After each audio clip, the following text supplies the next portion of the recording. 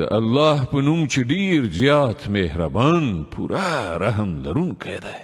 آیا تا ته د هغه خورېدونکي آفت خبر رسېدلی دی؟ ځینې مخونه به په هغه ورځ ترېدلي وي، سخت زیار ایستونکي ستړي کېدونکي به وي، په سخت ګرم اور کې سوځېدونکي به وي. د خوټېدلې چینې اوبه به هغو ته د څښلو دپاره ورکړی کېږي. د اغزو وچو وښونه به پرته بل هیڅ ډول خواړه د هغو دپاره نه وي چې نه به پرې چاغېږي او نه به یې لوږه پرېسته کېږي. ځینې مخونه به په هغه ورځ کې اراضه وي، په خپلو کړو به خوشحاله وي، په لوړ مقامه جنت کې به وي. هیڅ کومه چټي او بېځایه خبره به هلته وانه وري.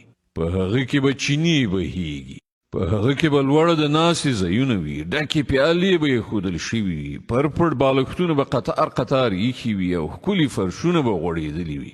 دا خلک یې نه مني. نو آیا دوی اوښانو ته نه ګوري چې څنګه جوړ شوي دي؟ اسمان ته نه ګوري چې څنګه اوچت کړای شوی دی؟ غرونو ته نه ګوري چې څنګه خاښ درول شوي دي؟